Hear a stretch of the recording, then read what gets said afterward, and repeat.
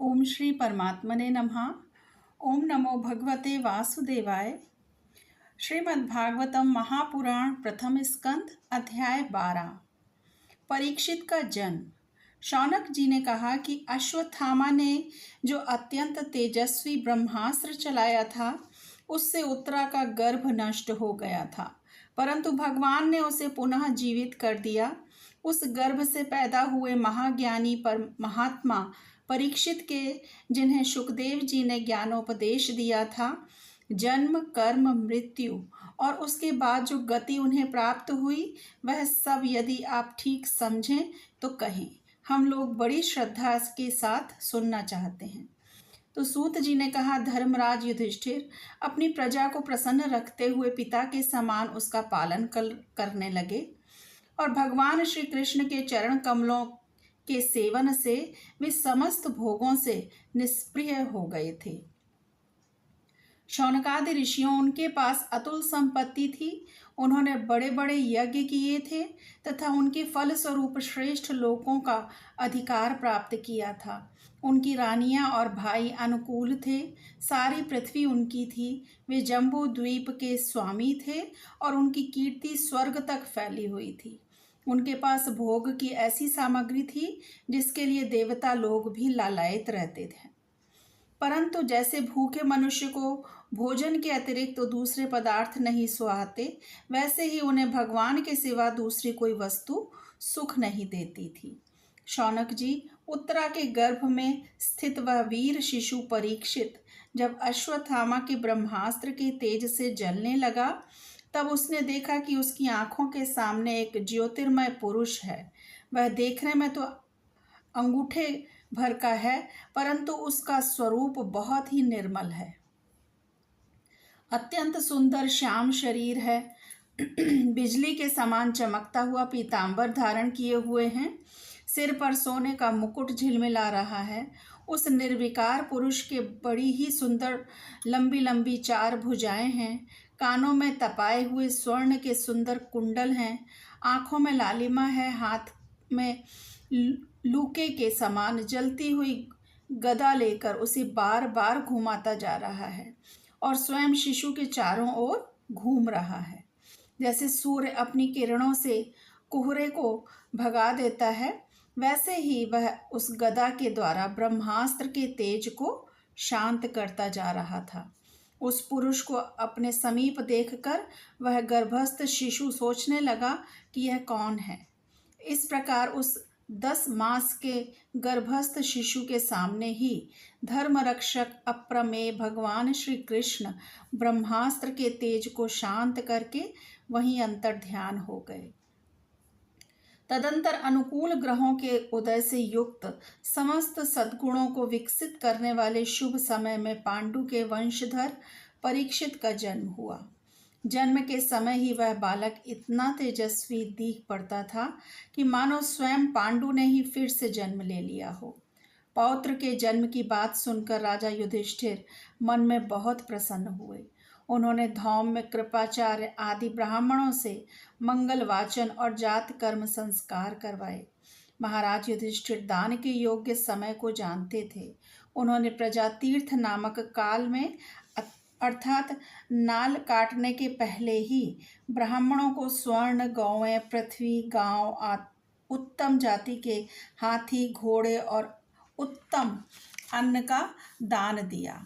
ब्राह्मणों ने संतुष्ट होकर अत्यंत विनयी युधिष्ठिर से कहा, पुरुवंश शिरोमणे, काल की दुर्निवार गति से यह पवित्र पुरुवंश मिटना ही चाहता था, परंतु तुम लोगों पर कृपा करने के लिए भगवान विष्णु ने यह बालक देकर इसकी रक्षा कर दी, इसलिए इसका नाम विष्णुरात होगा। निस्संदेह यह बालक संसार में बड़ा यशस्वी, भगवान का परम भक्त और महापुरुष होगा। युधिष्ठिर ने पूछा कि महात्माओं, यह बालक क्या अपने उज्ज्वल यश से हमारे वंश के पवित्र कीर्ति महात्मा राजर्षियों का अनुसरण करेगा?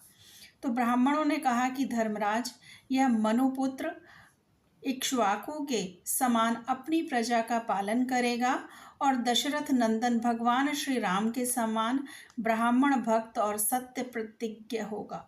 यह उशीनर नरेश शिवी के समान दाता और शरणागत वत्सल होगा तथा यज्ञिकों में दुष्यंत के पुत्र भरत के समान अपने वंश का यश फैलाएगा।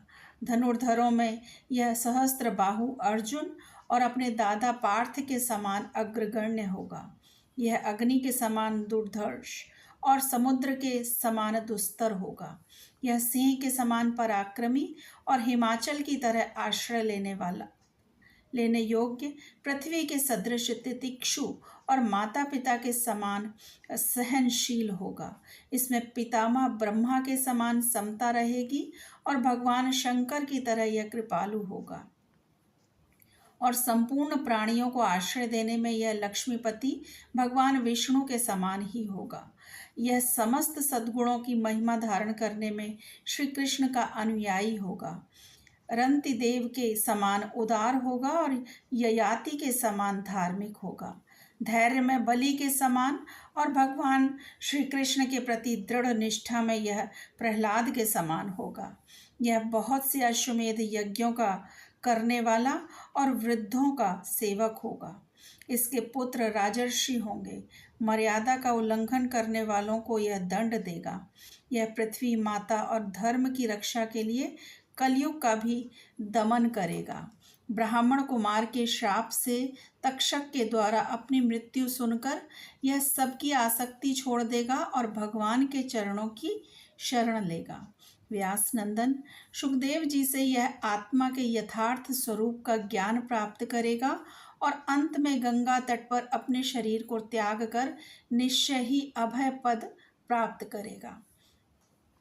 ज्योतिष शास्त्र के विशेषज्ञ ब्राह्मण और राजा युधिष्ठिर को इस प्रकार बालक के जन्म लग्न का फल बतलाकर और भेंट पूजा लेकर अपने अपने घर को चले गए।